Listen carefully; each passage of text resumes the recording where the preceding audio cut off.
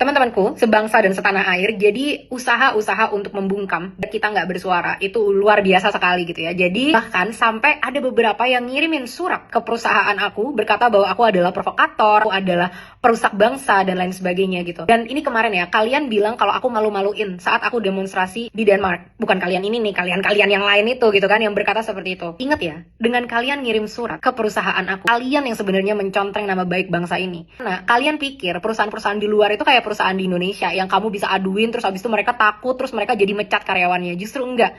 Justru perusahaan yang tempat aku bekerja sekarang malah merasa kok begini banget apa yang terjadi. Emang di Indonesia tuh kayak gitu ya? Kok ini jadinya kayak harassment ya? Padahal kan kamu punya kebebasan berpendapat gitu. Nah, siapa yang memalukan bangsa sendiri nih? Orang-orang di Denmark yang tadinya nggak tahu tentang Indonesia, nggak aware tentang situasi politik di Indonesia. Bahkan perusahaan aku sama sekali nggak tahu gitu ya dengan apa yang terjadi di Indonesia karena memang aku sibuk dan aku tetap bekerja seperti biasa. Akhirnya mereka malah jadi tahu dan malah jadi makin merasa empati dengan perjuangan yang kita jalankan gitu. Dan tolong dipisahkan aja ya, apa yang aku sampaikan ini nggak ada hubungannya sama perusahaan aku lah. Mereka kan memang bergerak di industrinya renewable energy, sustainable energy. Terus apa hubungannya sama politik? Apa hubungannya dengan kebebasan berbicara? Dan di negara seperti Denmark, kebebasan berbicara itu dijunjung sangat tinggi dan sangat dihargai. Demokrasi itu adalah harga mati buat mereka. Jadi justru dengan kalian mencoba gitu ya membawa perusahaan ke sini, hati-hati. Nanti yang ada malah Indonesia dilihat sebagai negara yang bahkan tidak demokratis. Ini akan mencoreng sama sekali nama baik kita sebagai bangsa. Yang kedua, personal attack ya. Jadi serangan-serangan yang munculnya itu memang sudah personal di mana-mana gitu teman-teman. Dan ini benar-benar kayak memalukan gitu menurut aku gitu ya. Kalau memang intinya untuk substansi perjuangan kita, ayo sama-sama yuk kita kolaborasi. Gimana kita perbaikin argumentasinya, gimana kita bikin makin bagus. Semakin banyak kolaborasi, semakin banyak suara kita akan semakin kencang. Tapi kalau udah masuknya ke personal attack gitu ya,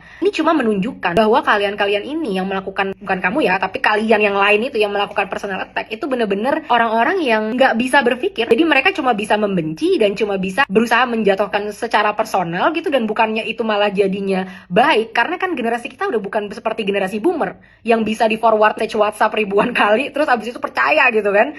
Generasi kita bukan generasi seperti itu. Kita sangat kaya dengan informasi dan kita mampu berpikir secara bebas. Justru ini malah mencoreng lagi apa-apa yang sebenarnya mereka pengen capai gitu. Nah, jadi ini udah bener-bener, aduh udah gak ada harapan deh antara kalian berpihak kepada rakyat dan pengen yang menjadi yang terbaik kepada rakyat, atau ya kalian akan malu-malukan diri sendiri dan membuang resources waktu yang bisa kalian gunakan untuk membangun hidup kalian itu jadi akhirnya terbuang sia-sia karena kan aku nggak akan terpengaruh juga pada ujungnya. Oke.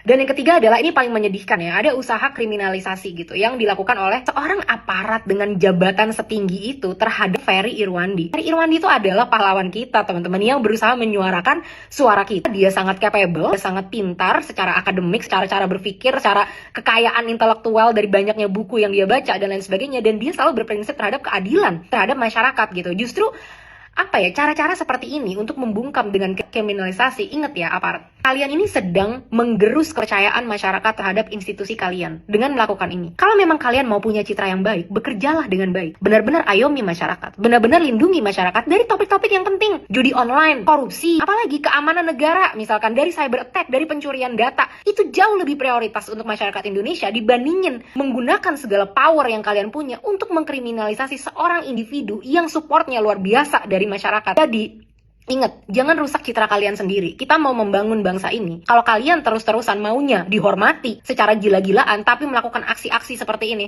itu ngebuat kita semakin tidak percaya dengan kalian semua. Jadi aparat kepolisian, aparat TNI, lindungi kebebasan berpendapat, bukannya malah ikut mau mengkriminalisasi gitu. Jangan malah jadinya memberikan kita semakin bukti, semakin banyak bukti bahwa kita udah nggak bisa lagi percaya kepada kalian. Jangan adu domba kita lagi. Tolonglah fokuskan waktu kalian terhadap hal-hal yang mengganggu masyarakat, bukan yang malah disupport sama masyarakat nih.